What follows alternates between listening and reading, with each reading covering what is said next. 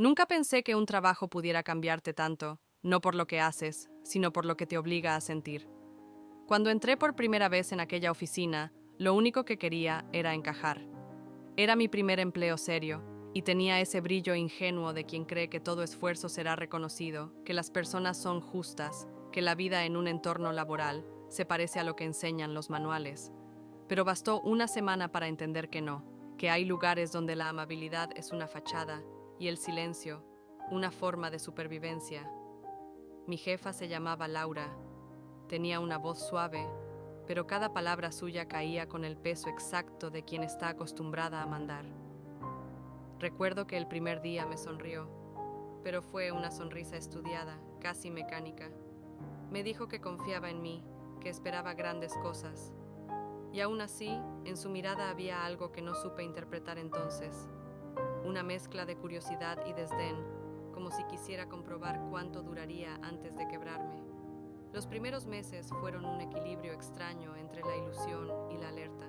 Me esforzaba en cada tarea, revisaba cada correo 3 veces, cada informe 5.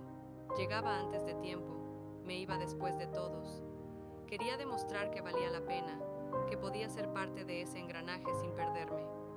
Pero poco a poco empecé a notar que, en esa oficina, el esfuerzo no era lo que importaba. Lo que contaba era a quién agradabas, no cuánto dabas. Había una especie de jerarquía invisible, un juego de simpatías donde unos se ganaban ascensos por saber reírse en el momento justo, y otros, como yo, quedábamos al margen, sosteniendo el trabajo que otros firmaban. Aprendí rápido que el silencio podía protegerte más que la verdad, y que una sonrisa falsa podía valer más que una idea brillante. Laura tenía una manera peculiar de motivar. Te daba pequeñas tareas imposibles, y cuando las cumplías, se encargaba de recordarte que todavía no era suficiente. Al principio, me lo tomé como un reto, pero pronto entendí que no buscaba empujarme hacia adelante, sino mantenerme en el límite, justo al borde del agotamiento. Un día, me pidió rehacer un informe que otro compañero había entregado mal. Lo hice, lo dejé perfecto. Al día siguiente, lo presentó como suyo. Me senté frente a ella durante la reunión, esperando al menos una mirada, un gesto de reconocimiento. No hubo nada, solo un gracias a todos y esa sonrisa suya, tan exacta que dolía. Las semanas pasaban y el cansancio empezaba a meterse bajo mi piel. Soñaba con correos, despertaba pensando en cifras y a veces, mientras desayunaba, sentía que la vida se me estaba escapando en tareas sin sentido y, sin embargo, seguía, porque en el fondo tenía miedo, miedo a no tener nada más, miedo a decepcionar, miedo a rendirme. Hasta que un viernes, al salir de una reunión, pasé junto al despacho de Laura. Estaba hablando con otro jefe y escuché mi nombre. Me detuve sin querer. Su voz sonaba ligera, divertida. Dijo, ella será la primera en irse cuando empiecen los recortes. Y luego rió. Esa risa. Sentí que el aire se me iba del cuerpo. No sé cuánto tiempo me quedé ahí, parada, escuchando. Cuando reaccioné, ya no podía mover las manos. Era como si todo mi esfuerzo, todas las horas extras, toda la paciencia, se hubieran deshecho en ese instante. Esa noche no dormí. Di vueltas en la cama pensando en cada gesto, cada palabra. Me repetía que no podía ser cierto, que tal vez lo había malinterpretado, pero en el fondo lo sabía. Ella no me quería ahí, y no importaba lo que hiciera, nunca sería suficiente. A la mañana siguiente me miré al espejo y vi algo nuevo. Cansancio, pero también claridad. Me di cuenta de que si iba a irme, no sería por su decisión, sería por la mía. El lunes llegué temprano, más temprano que nunca. Caminé por la oficina sintiendo que todo a mi alrededor tenía una fecha de caducidad. Terminé mis tareas en silencio, saludé a todos con una calma que sorprendió incluso a mí. Cuando el día terminó, imprimí una hoja y la dejé sobre su escritorio. Mi renuncia, no tenía rencor, solo tenía paz. Esa noche dormí como no lo hacía en meses. El martes en la mañana me llamó a su oficina. Tenía la carta en la mano y la misma sonrisa, aunque esta vez temblaba. Me dijo, no esperaba esto de ti. Y yo, sin dudar, respondí, Yo, sí. Hubo un silencio largo. Luego asintió y dijo que lamentaba mi decisión. Pero no lo lamentaba. Y yo tampoco. Salí de la oficina sin mirar atrás. Al llegar al ascensor, sentí que respiraba distinto, como si por fin el aire fuera mío. Afuera, el sol brillaba de una forma que no recordaba.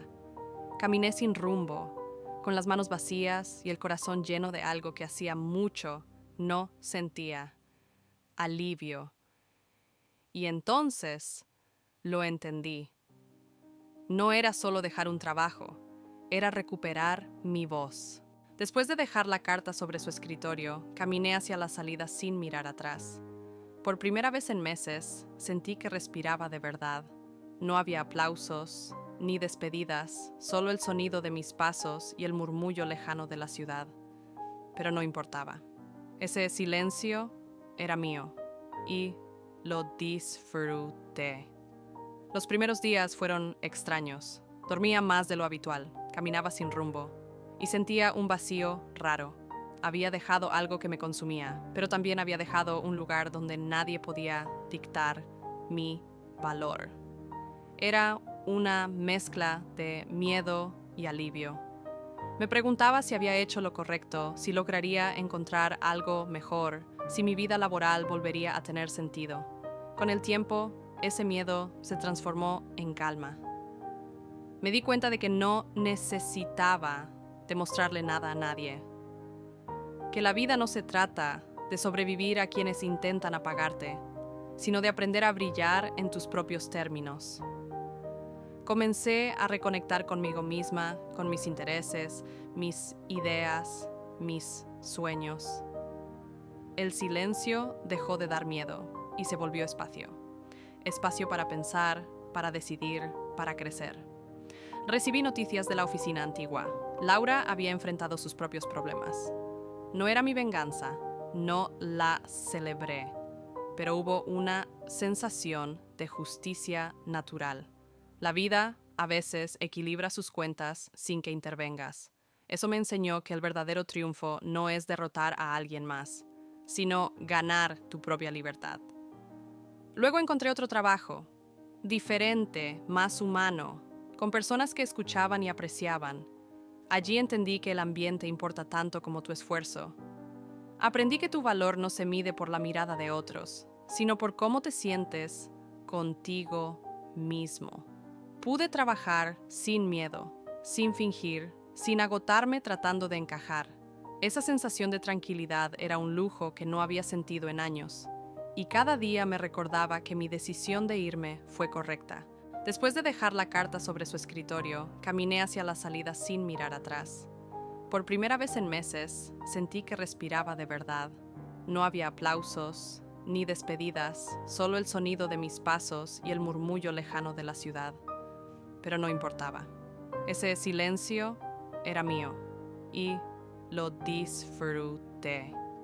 Los primeros días fueron extraños. Dormía más de lo habitual, caminaba sin rumbo y sentía un vacío raro. Había dejado algo que me consumía, pero también había dejado un lugar donde nadie podía dictar mi valor. Era una mezcla de miedo y alivio. Me preguntaba si había hecho lo correcto, si lograría encontrar algo mejor, si mi vida laboral volvería a tener sentido. Con el tiempo, ese miedo se transformó en calma. Me di cuenta de que no necesitaba demostrarle nada a nadie. Que la vida no se trata de sobrevivir a quienes intentan apagarte, sino de aprender a brillar en tus propios términos. Comencé a reconectar conmigo misma, con mis intereses, mis ideas, mis sueños.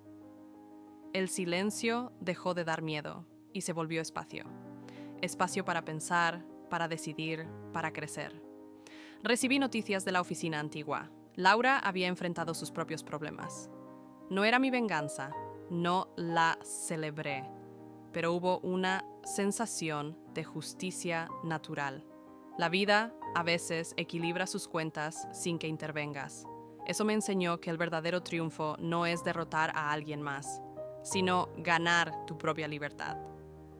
Luego encontré otro trabajo, diferente, más humano, con personas que escuchaban y apreciaban. Allí entendí que el ambiente importa tanto como tu esfuerzo. Aprendí que tu valor no se mide por la mirada de otros, sino por cómo te sientes contigo mismo. Pude trabajar sin miedo, sin fingir, sin agotarme tratando de encajar. Esa sensación de tranquilidad era un lujo que no había sentido en años, y cada día me recordaba que mi decisión de irme fue correcta.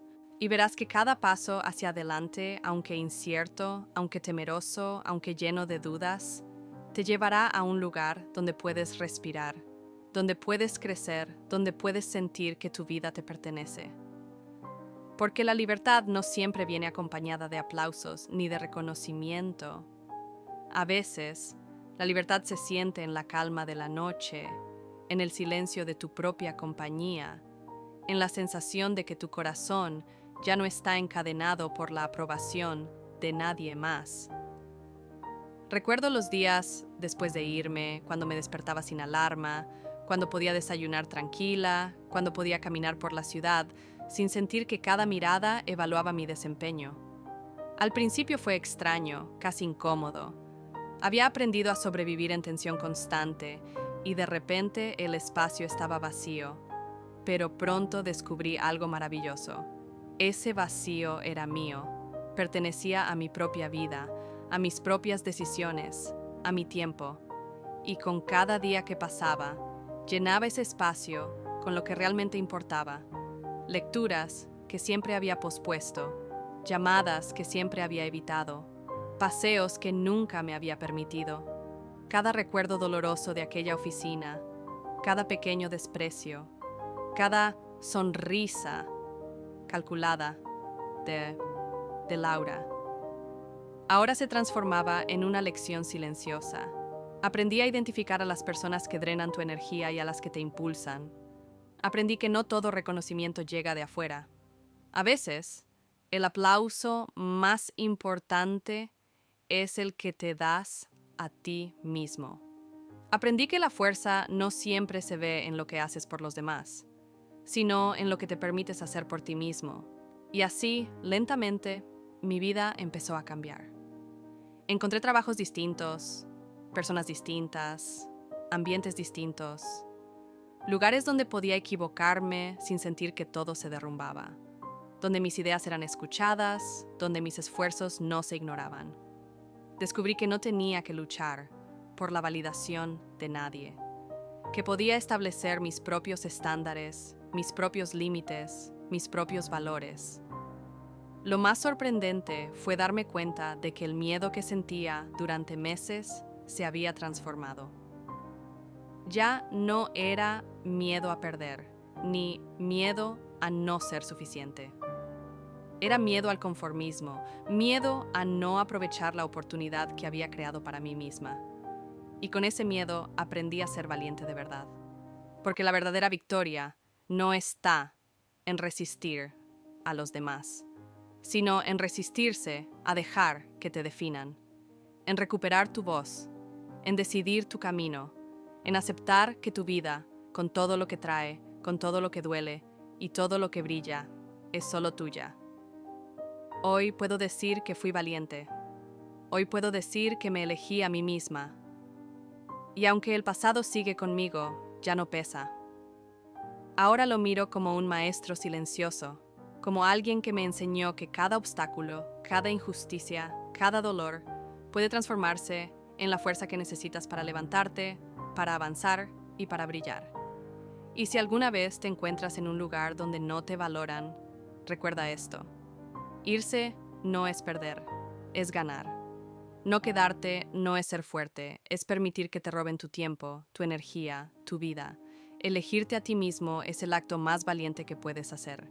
Porque en el momento en que te eliges, en que decides que tu valor no depende de nadie más, empieza tu verdadera libertad.